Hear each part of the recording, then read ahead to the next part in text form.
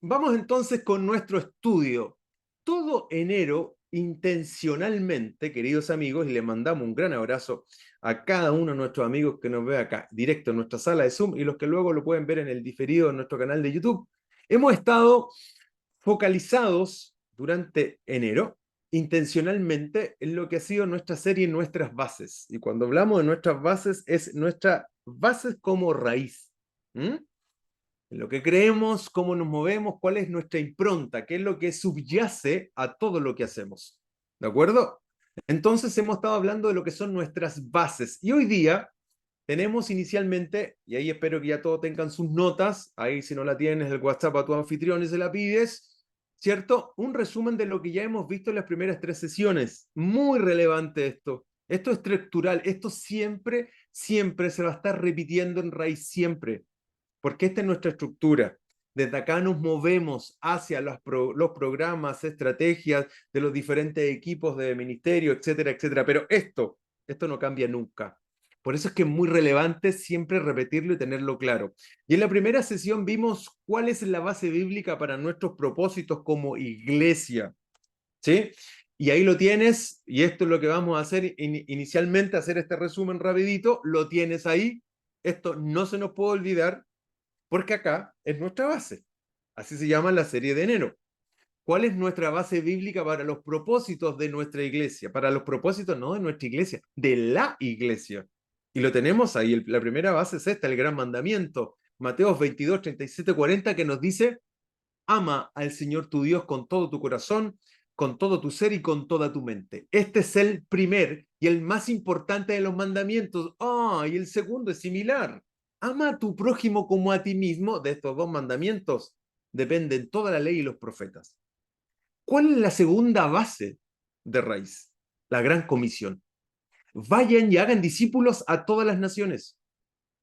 Esto es un constante, no es temporal, no es temporada de evangelismo, noche de gloria, o como le quieran llamar, no es por programa, esto es una constante, es un proceso continuo. ¿Te suena eso? Proceso continuo. Vayan y hagan discípulos a todas las naciones, bautizándoles en el nombre del Padre, del Hijo y del Espíritu Santo. Ahí lo tenemos en Mateo 28, 19, 20. Es un gran compromiso y esta es la declaración en pequeño de nuestra declaración de propósito. Tenemos que tener un norte, y este es nuestro norte. ¿Cuál es? Tenemos un gran compromiso con el gran mandamiento, que lo acabamos de leer, y un gran compromiso con la gran comisión, que lo acabamos de leer. Un gran compromiso con el gran mandamiento y la gran comisión harán una gran iglesia. Esa es nuestra impronta. Amar el gran mandamiento y amar la gran comisión. Uno más para Jesús. ¿Tienes en mente a quién vas a invitar el próximo 4 de febrero a nuestra experiencia? ¿Sí? Eso es vivir lo que es la gran comisión. No nos sirve entenderlo y aprenderlo de memoria si no lo vivimos. La palabra de Dios, más que aprenderla de memoria, es para vivirla. Si no se vive, es un conocimiento nada más.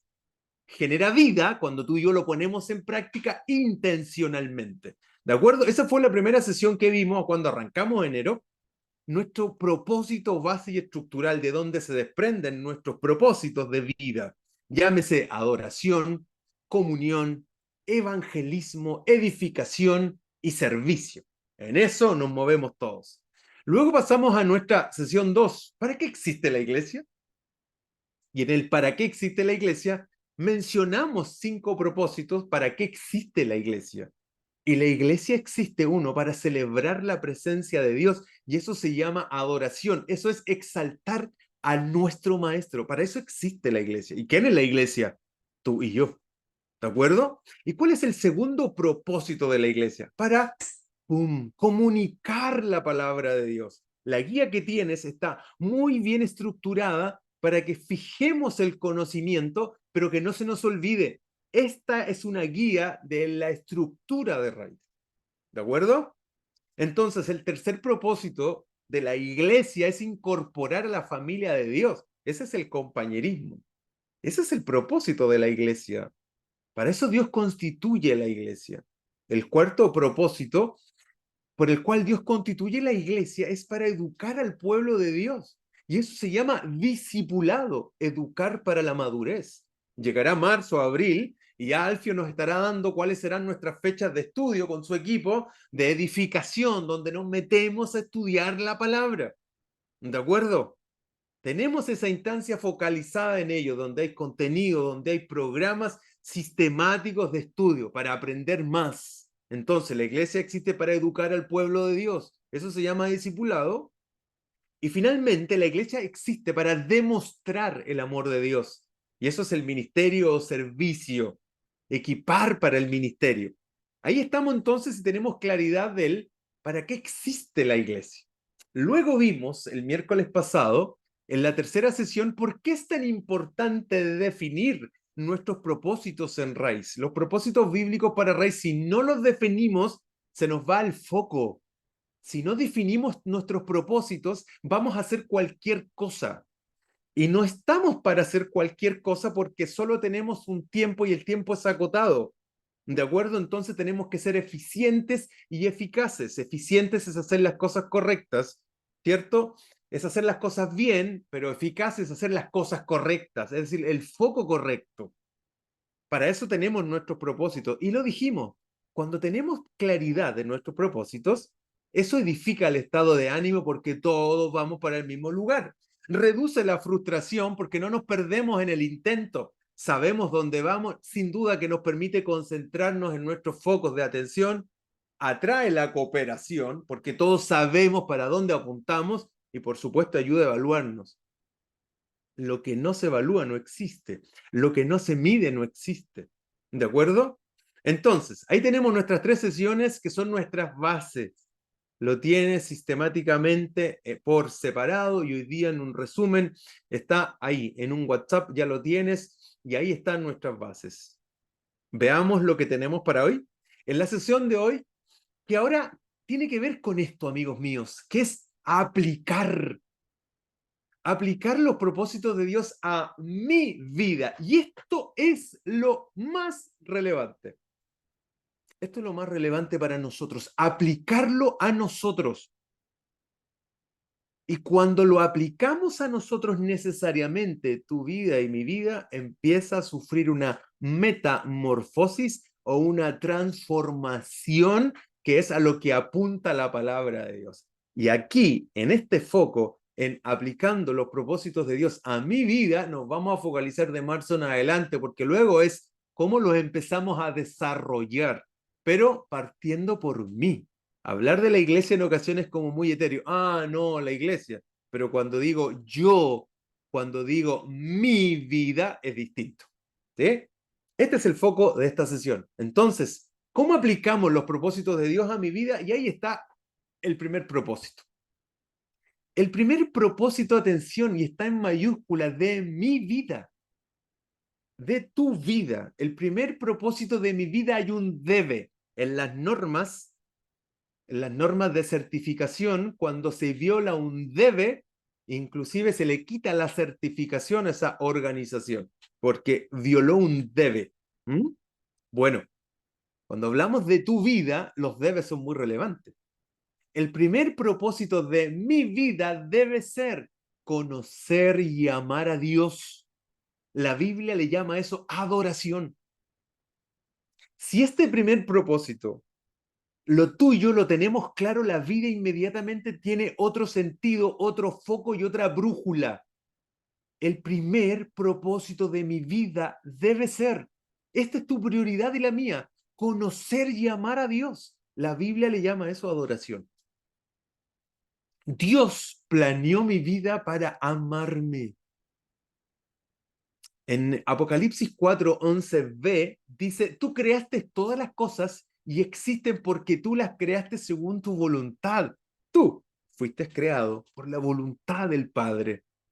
Tenemos varios textos que van apalancando o dando forma, sustento a este propósito bíblico que es la adoración. Es decir, el primer propósito de mi vida es conocer y amar a Dios. Yo te pregunto, ¿tendrá o habrá algún otro propósito más importante en la vida que conocer y amar a Dios?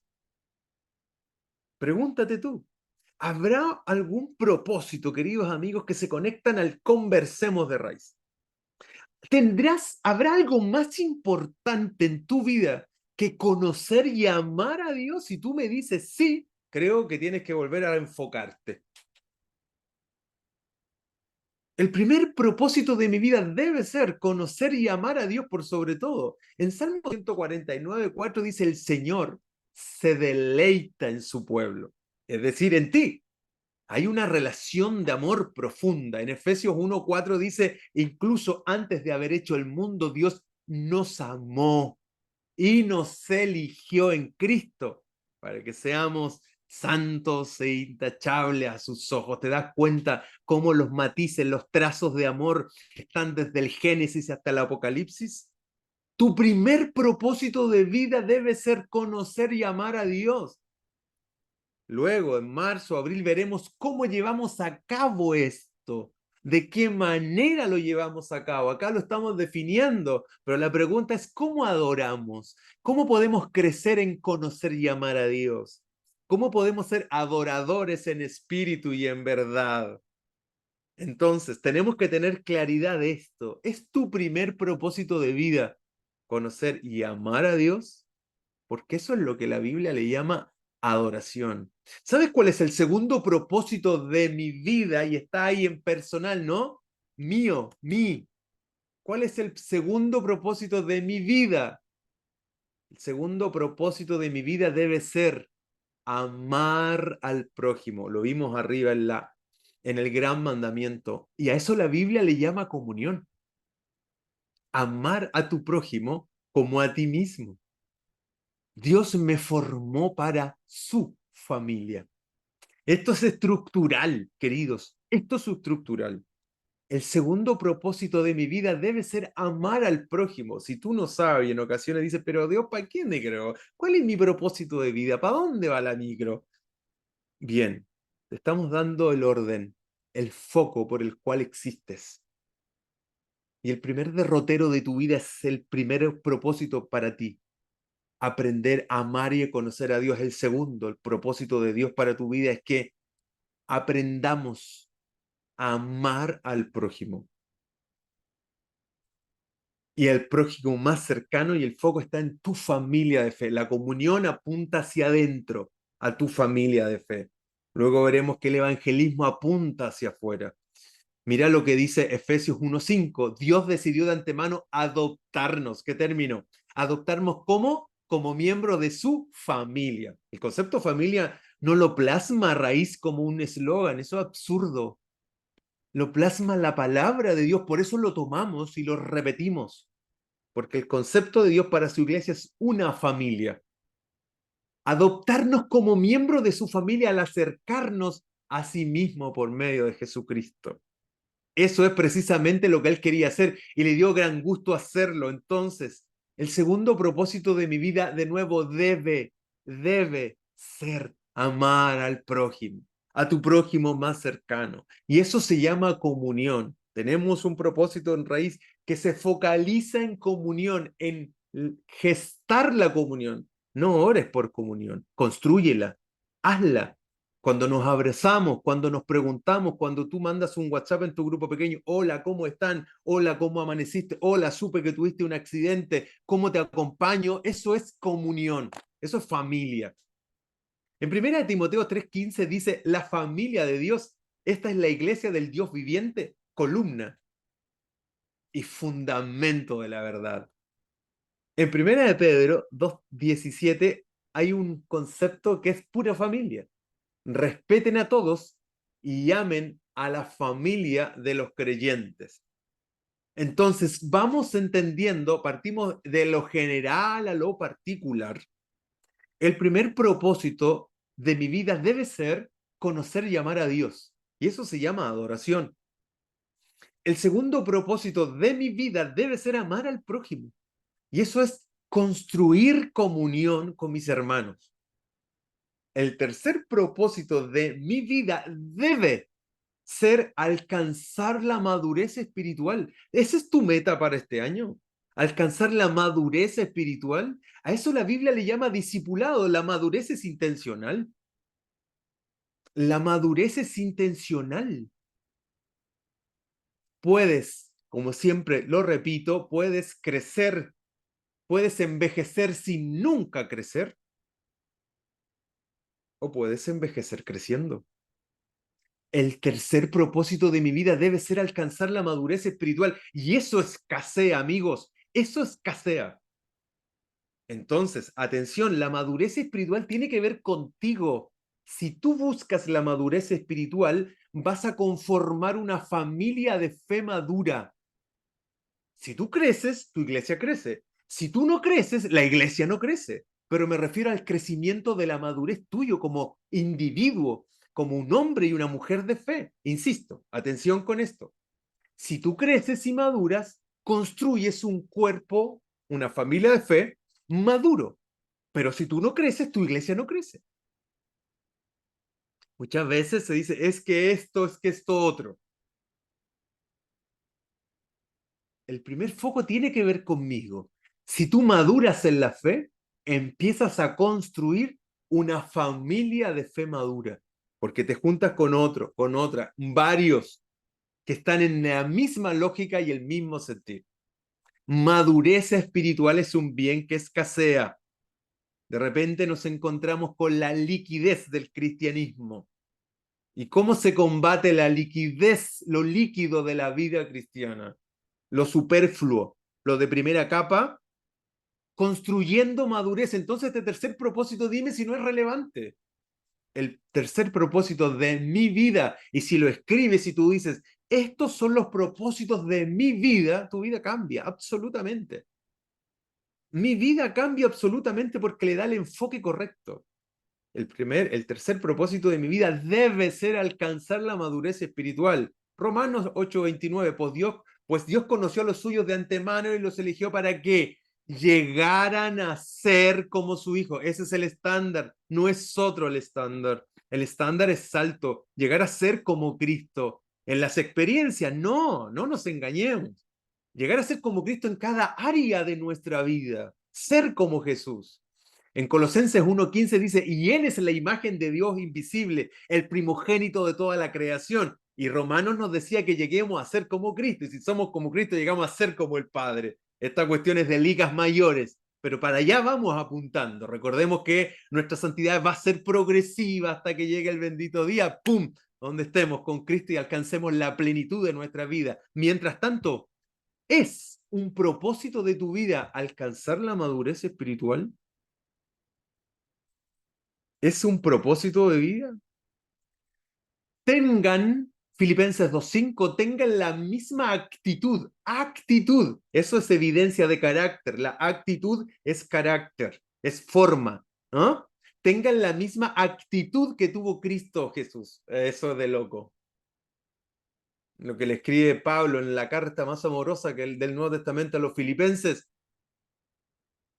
Es impresionante lo que le dice. Suena sencillo, pero no siempre lo sencillo es fácil. Y esto es muy difícil, ese texto de Filipenses 2:5. Tengan la misma actitud que tuvo Cristo. ¿Y en qué cosa? En todo. ¿Ah? ¿Se dan cuenta que si esto lo entendemos, pero lo internalizamos, y este 2024 crecemos en función de estos propósitos bíblicos para tu vida y mi vida, raíz crece, pero crece en madurez, crece en madurez. ¿Qué prefieres tú?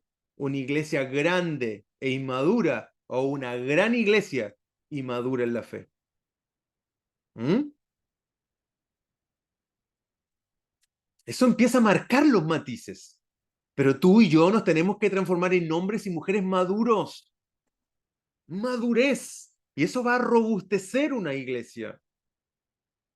Pero una iglesia madura es que tiene miembros maduros. Una iglesia que ama y que abraza y que construye comunión es porque tiene un hombre y una mujer que entiende que debe amar al prójimo. Y ni decir una iglesia adoradora es aquel que el hombre y la mujer que pertenece a este grupo, a esta familia, entendió que él es el primer adorador.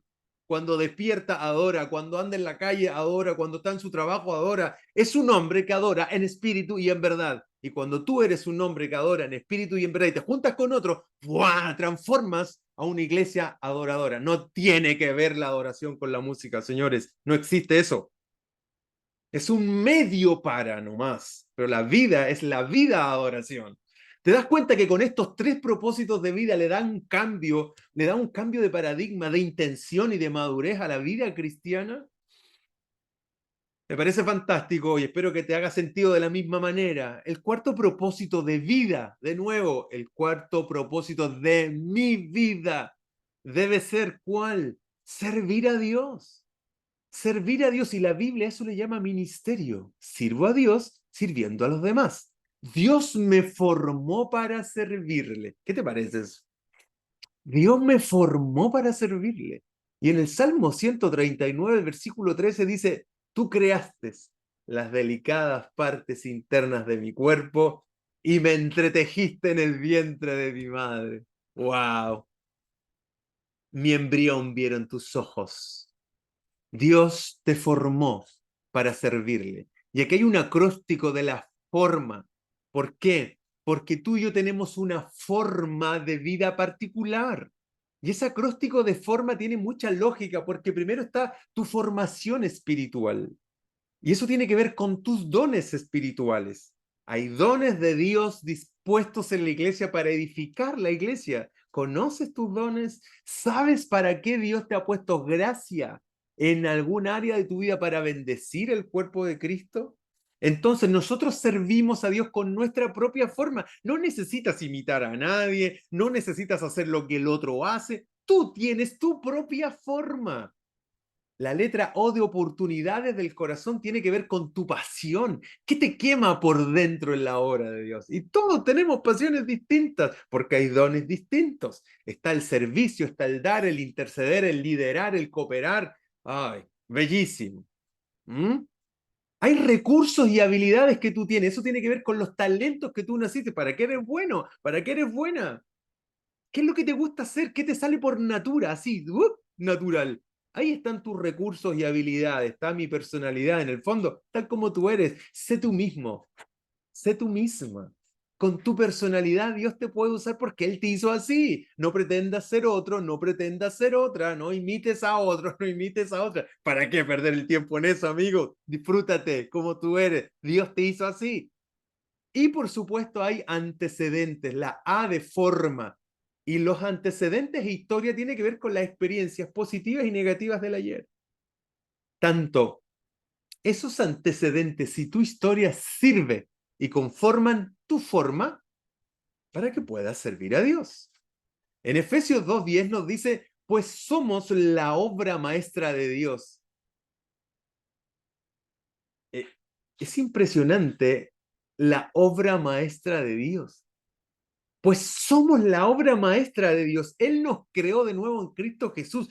¿Te das cuenta cómo nos mira el Maestro? Somos la obra maestra de Dios. Efesios 2:10. En el fondo, Dios me formó para servirles. Mírate, obsérvate, mira lo que tienes, mira cómo te ha hecho Dios, tus talentos, tus habilidades, todo lo que tienes. De esa manera, puedes servir a Dios. ¿Y cómo sirves a Dios? Sirviendo a los demás. Cerramos con el quinto propósito de mi vida. Ay, este tiene que lucirse este año en raíz. El quinto propósito de mi vida debe ser contarles a otro acerca de él. La Biblia a eso le llama evangelismo. Dios me creó para una misión. La iglesia, el cuerpo de Cristo, tiene una sola misión. Aquí, en la India, en China, en Afganistán, en donde estés. La iglesia, el cuerpo de Cristo, tiene una sola misión. Tú estás en misión y yo estoy en misión. Tú eres una misionera, yo soy un misionero. Es que yo no tengo el llamado. No te engañes. Dios nos llamó a todos a esta misión. La Biblia le llama evangelismo. Dios me creó para una misión. ¿Cuál es? Juan 17:18. Tal como tú me enviaste al mundo, así yo los he enviado al mundo. ¿Sí? Quiero leerte Hechos 20:24. Sin embargo, considero, dice Pablo, que mi vida carece de valor para mí mismo con tal que termine mi carrera, la misión. ¿Cuál es tu misión? Una sola. Mostrar la grandeza de Dios a través de tu vida.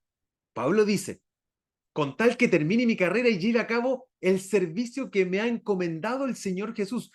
que es el dar testimonio del Evangelio de la gracia de Dios. Esa es tu misión. La misión que tenía Pablo al arrancar la iglesia primitiva es la misma que tienes tú y que tengo yo. Y ese es el quinto propósito de vida, contarles a otros acerca de él. Y eso se llama evangelismo. No necesitas prepararte para decir lo que Dios ha hecho contigo. Nos preparamos, sí, pero no es excusa para decirle a un otro, oye, te quiero contar lo que Dios ha hecho conmigo. ¿Sabes qué? Y más, mira, tú vas a consensuar conmigo en esto. Siempre se dice, cuenten su testimonio y la gente se va para atrás, y a lo mejor tú y yo lo hacemos, nos vamos para atrás al momento en que Dios llegó a nuestra vida y eso es contar el testimonio, ¿no? Quiero que cambiemos eso. ¿Qué te parece? Yo creo que sabes que es más potente que contar tu testimonio de ayer, es contar tu testimonio de hoy. ¿Qué hace hoy Dios contigo? Ese testimonio es potente, el otro es genial, cuando Cristo aparece en nuestro camino, fantástico. Pero ¿sabes qué testimonio es más potente? Lo que Dios está haciendo hoy contigo. Y si le cuentas a otros lo que hoy Dios hace contigo, como la Isabelita le contaba a esta doctora lo que Dios había hecho, y la doctora le decía, el poder de tu mente, el poder de tu mente, el poder de Dios sobre la vida de Isabel, hace que su rodilla se fortalezca, aunque tenga una artrosis grado 4, con más de 4 años de fila de espera en el hospital, pero hoy día esta mujer llega sin bastón y se mueve sin ningún problema. ¿Qué ha hecho Dios contigo? Cuenta eso. ¿O es muy difícil? ¿O te da vergüenza? ¿Mm?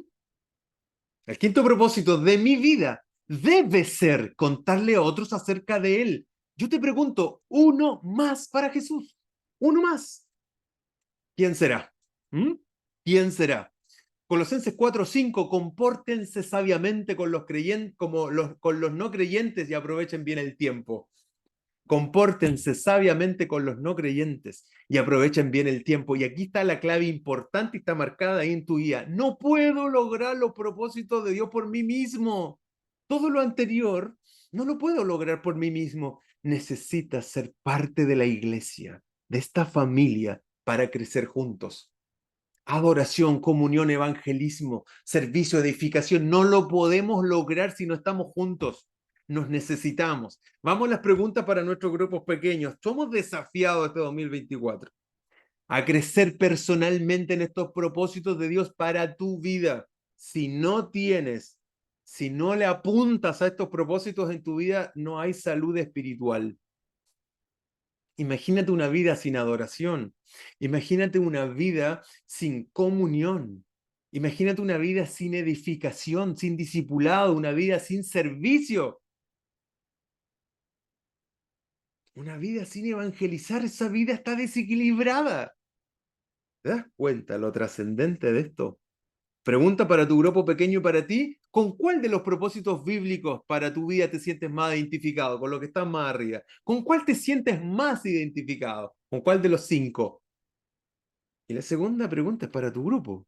¿De qué manera tu grupo pequeño te puede ayudar a potenciar los propósitos de Dios para tu vida? ¿De qué manera? Esto lo hacemos juntos.